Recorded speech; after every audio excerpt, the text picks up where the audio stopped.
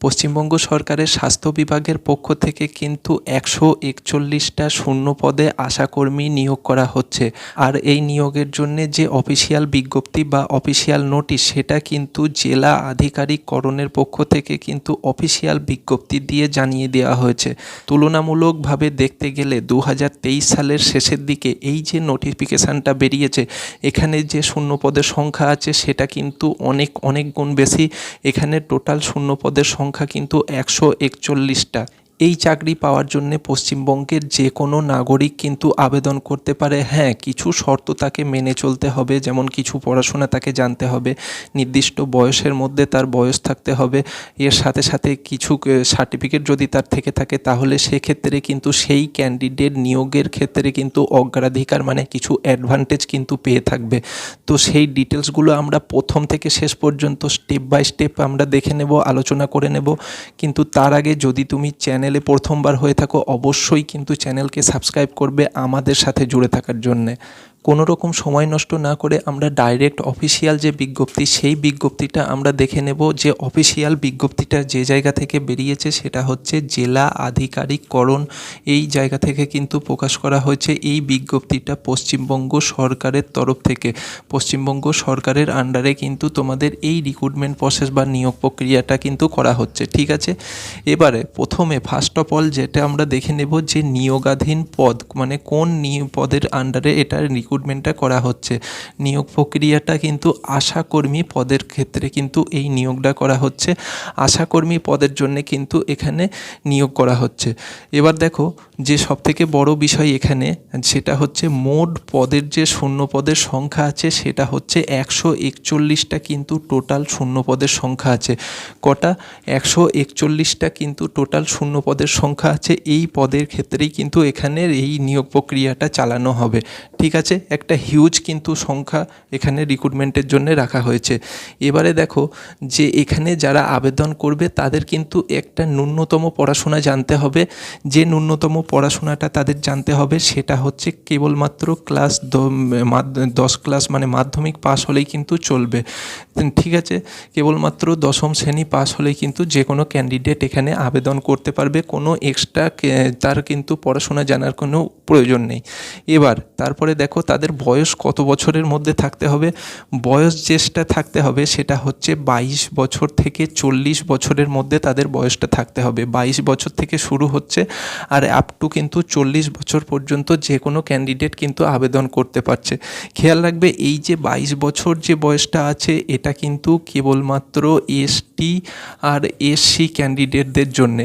যদি কোনো general candidate আবেদন করে তাহলে জেনারেল ক্যান্ডিডেটদের জন্যে কিন্তু তারা 30 বছর বয়স থেকে আবেদন করতে পারবে।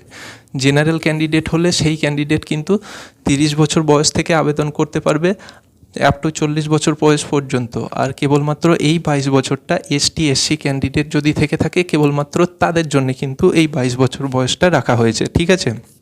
এবারে দেখা যাক যে এখানে কারা অ্যাপ্লিকেশানের জন্য যোগ্য। দেখো এই সমস্ত ক্যান্ডিডেটরা কিন্তু এখানে আবেদনের জন্য যোগ্য। প্রথম যেটা আছে সেটা হচ্ছে অবশ্যই ক্যান্ডিডেটকে বিবাহিত হতে হবে। দ্বিতীয় যেটা আছে সেটা হচ্ছে যে সমস্ত ক্যান্ডিডেট বিধবা আছে তারাও কিন্তু এখানে আবেদন করতে পারবে। আর 3 নম্বরে যেটা আছে, কোনো ক্যান্ডিডেটের যদি ডিভোর্স হয়ে থাকে মানে আফটার ম্যারেজ যদি তাদের ডিভোর্স কমপ্লিট হয়ে থাকে মানে বিবাহ বিচ্ছিন্ন যেটা বাংলায় বলে থাকে, সেটা যদি হয়ে থাকে তাহলে তারাও কিন্তু এখানে আবেদন করতে পারবে। টোটাল কিন্তু 3টে ক্যাটাগরির এই ক্যান্ডিডেটরা আবেদন করতে পারছে। প্রথম বিবাহিত হলে হবে, দ্বিতীয় বিধবা হলে হবে, আর তৃতীয় হচ্ছে ডিভোর্স ক্যান্ডিডেট কিন্তু হলে এখানে কিন্তু চলবে। এর সাথে সাথে কিন্তু আর একটা কন্ডিশন অবশ্যই থাকতে হবে যে প্রার্থী যেই এলাকার জন্য আবেদন করবে তাকে কিন্তু সেই এলাকার বাসিন্দা হতে হবে। মানে কোনো ক্যান্ডিডেট যদি চাই আমি অন্য এলাকার জন্য অ্যাপ্লিকেশান করব তাহলে কিন্তু সেটা এক্ষেত্রে এলিজিবল নয়। তাকে কিন্তু নির্দিষ্ট সে যেই এলাকার বাসিন্দা সেই এলাকাতেই কিন্তু তাকে আবেদনটা করতে হবে। এটা বলার তাৎপর্য কিন্তু এটাই, ঠিক আছে। আচ্ছা, এখানে কিছু ক্যান্ডিডেট দেখো তা অগ্রাধিকার পাবে মানে কিছু অ্যাডভান্টেজ পাবে। এই সমস্ত ক্যান্ডিডেটরা কারা না, অপশান 1 যারা গ্রেড 1 ও গ্রেড 2 2 স্বয়ম্বর গোষ্ঠীর সদস্য যারা রয়েছে তারা কি প্রথম অ্যাডভান্টেজ পাবে, একই সাথে যারা প্রশিক্ষণপ্রাপ্ত দায়ী রয়েছে এরা কিন্তু নিয়োগের সময় কিছুটা অ্যাডভান্টেজ পেয়ে থাকবে। এক হচ্ছে গ্রেড 1 আর গ্রেড 2 এ স্বয়ম্বর গোষ্ঠীর যদি সদস্য হয়ে থাকে, আর 2 হচ্ছে যদি প্রশিক্ষণপ্রাপ্ত মানে ট্রেন ডায়ের সার্টিফিকেট যদি তাদের থেকে থাকে তাহলে তারা কিন্তু নিয়োগের সময় কিছুটা অগ্রাধিকার পেয়ে থাকবে। ঠিক আছে, এবার এরপরে দেখে নাও যে তোমরা আবেদনটা কিভাবে করবে, মানে কোন পদ্ধতিতে তোমাদের আবেদন করতে হবে। যে পদ্ধতিতে তোমরা আবেদন করবে সেটা হচ্ছে অফলাইনভাবে তোমাদের আবেদন করতে হবে। অফলাইন মানে অবশ্যই তোমাদেরকে ফর্ম ফিল আপ করে আবেদন করতে হবে। এবার ফর্ম ফিল আপ করে আবেদন করবে, আবেদনের শেষ তারিখ দেখে নাও, লাস্ট ডেট যেটা আছে সেটা হচ্ছে, সেই লাস্ট তারিখটা হচ্ছে 24/11/2023, অর্থাৎ নভেম্বর মাসের এই 24 তারিখের মধ্যে তোমরা কিন্তু আবেদনটা করতে পারবে। নভেম্বর মাস 24 তারিখের মধ্যে কিন্তু তোমরা তোমাদের এই অফলাইনে অ্যাপ্লিকেশান গিয়ে জমা দিতে পারবে। এবার এই যে তোমরা অ্যাপ্লিকেশান জমা দেবে, তোমরা কোথায় এই অ্যাপ্লিকেশান জমা দেবে দেখে নাও। তোমাদেরকে এই অ্যাপ্লিকেশান কিন্তু নিজ এলাকার বিডিও অফিসে গিয়ে কিন্তু তোমাদের জমা দিতে হবে, মানে তোমার যে নির্দিষ্ট বিডিও অফিস আছে সেই বিডিও অফিসে গিয়ে তুমি এই অ্যাপ্লিকেশানটা জমা করবে।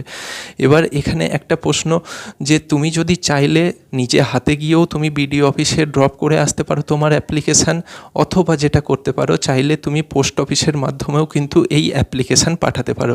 ওকে, কিন্তু এই ডেটের মধ্যেই কিন্তু তোমাকে পাঠাতে হবে। এখানে আর একটা জিনিস অবশ্যই বলে দিই, যে তোমরা কিন্তু যদি নিজে জমা দাও তাহলে কিন্তু যে কোনো ছুটির দিন বাদ দেবে, আর এর সাথে কিন্তু রবিবারটা বাদ দেবে।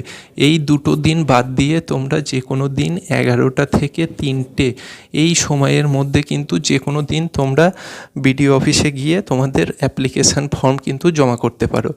এবার তোমরা যখন অ্যাপ্লিকেশান ফর্ম দেবে, এই অ্যাপ্লিকেশান ফর্মের সাথে কিন্তু কিছু সাপোর্টিং ডকুমেন্টস দিতে হবে।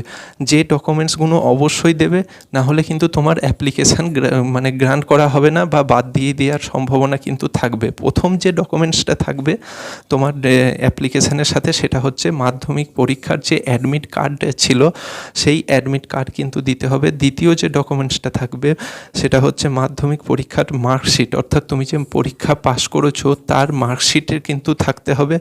3 নম্বরে যেটা থাকবে সেটা হচ্ছে বিবাহ অথবা বিধবা অথবা ডিভোর্সের সার্টিফিকেট। তুমি যেই ক্যাটাগরির মধ্যে পড়ছো তার সার্টিফিকেট কিন্তু তোমার থাকতে হবে। যদি বিবাহ হয় ম্যারেজ সার্টিফিকেট, বিধবা হলে তোমার হাজব্যান্ডের ডেথ সার্টিফিকেট, আর ডিভোর্স যদি হয়ে থাকে তাহলে ডিভোর্সের যে সার্টিফিকেট সেই সার্টিফিকেট কিন্তু তোমার থাকতে হবে। ঠিক আছে, আর 4 নম্বরে যেটা থাকবে সেটা হচ্ছে যদি রিজার্ভেশন ক্যাটাগরির আন্ডারে হয় তাহলে সেক্ষেত্রে কিন্তু কাস্ট সার্টিফিকেটটা তোমাকে ওখানে অবশ্যই দিতে হবে। এই কাস্ট সার্টিফিকেটের সাথে কিন্তু তোমায় 2 কপি ফটো অবশ্যই কিন্তু কালার ফটো হবে, আর পাসপোর্ট মাপের ফটো হবে। এই জিনিসগুলো তোমার কিন্তু অবশ্যই প্রত্যেকটা জেরক্স কপি থাকবে। কেউ যেন ভুল করেও অরিজিনাল কপি দেবে না, প্রত্যেকটা জেরক্স কপি থাকবে। আর জেরক্স কপির ওপরে কিন্তু তোমার সেলফ অ্যাটেস্টেড করা অবশ্যই হওয়া চাই। এই সমস্ত ডকুমেন্টসগুলো নিয়ে তার সাথে কিন্তু একটা খামের ওপরে তোমার নিজের নাম এবং নিজের ঠিকানা লিখে সেই খামটার উপর 5 টাকার ডাক টিকিট সেঁটে দেবে। এই সমস্ত জিনিসগুলো একসাথে গিয়ে কিন্তু তুমি তোমার অ্যাপ্লিকেশান পত্রটা কিন্তু জমা করবে। অবশ্যই যখন জমা করবে তখন কিন্তু নির্দিষ্ট ডেটটা খেয়াল রাখবে, মানে 24শে নভেম্বরের মধ্যেই কিন্তু তোমাকে এই অ্যাপ্লিকেশান করতে হবে, এটা কিন্তু সবসময় মাথায় রাখবে। এবার এর পরবর্তী বিষয় হলো যে তোমরা এই অ্যাপ্লিকেশান ফর্ম কোথায় পাবে, কোথা থেকে তোমরা এই অ্যাপ্লিকেশান ফর্মটা ডাউনলোড করে নিতে পারবে। দেখো, যে জায়গা থেকে তোমরা এই অ্যাপ্লিকেশান ফর্ম ডাউনলোড করতে পারবে সেটার ঠিকানা বা সেই পোর্টালটার অ্যাড্রেস হচ্ছে purbo-bardhaman.nic.in।